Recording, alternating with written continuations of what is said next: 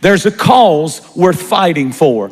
Our families are worth fighting for. It's not easy. It's not easy to hold your family together. It's not easy to raise children in the times in which we live. Everything seems to be against the family and against the home. But when we decide that our families are a cause worth fighting for, God said, then I will fight for you. Fight for your family. Fight for your marriage. Don't give up on it. Fight for it. Fight for your wife. Fight for your husband. Fight for your sons and your daughters, because Satan is on a rampage and he wants to destroy the church, but he can't destroy the church without destroying the home.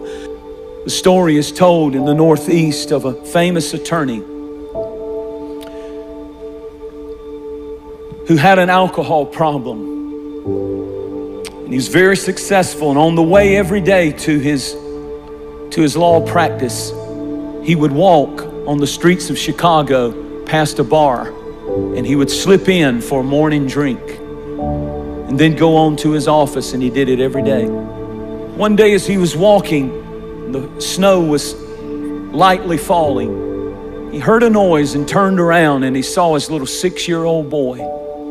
Somehow he had slipped away from his mother and slipped out of the house. And when he looked, the little boy was putting his little foot in the big footprint of his dad. The dad had left that footprint in the freshly fallen snow. And the little boy would put his little foot in the footprint of the big steps that his dad was taking. And suddenly, as he was standing outside the door of that bar, and he looked back and saw that that boy was stepping in every one of his footsteps.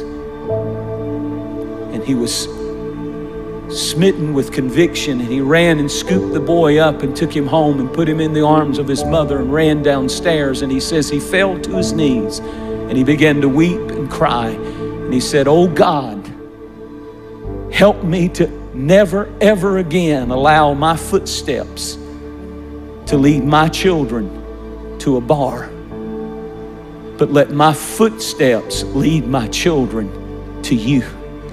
Enjoy your family.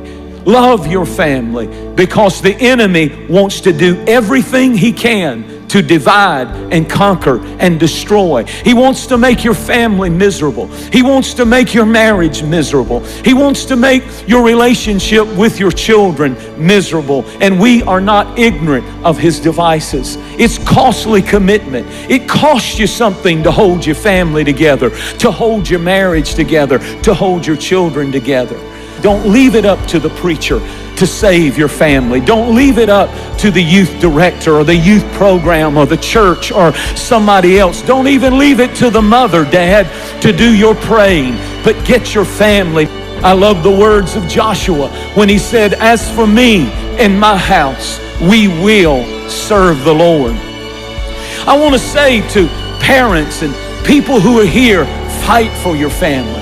Stay in their business and stay in their lives. And when you have to stand up and correct them, correct them. If it hinders and hurts and you have all kinds of stuff going on, stand for what's right. Fight for what's right. Stand on the truth. And you know what? They may go wild, they may get crazy, they may get mad, they may go off. But if you have raised them right, if you have raised them in the house, you don't have to be a perfect family. But if you've done your best to bring them to the house of God and to serve the Lord before them, and you've done your best to have God's presence in your home and in your life, there's something that gets on your family that they will never be ever be able to get away from. As a matter of fact, I just want to tell you, there's nothing more important than what you're doing right now. It's more important than a ball game. It's more important. We've lost that. See, we don't believe this old stuff anymore. But I'm going to tell you, beware of dangerous distractions that take you and your family away at critical times when the children need to be in the house of God. We're fighting for our families. Every time we get up and bring them to church, every time we open the Bible and pray, we're fighting for our families from this day forward. I want to ask you a question. Where are your footprints leading? All that's going to matter when you are on your deathbed is where did my footprints lead them?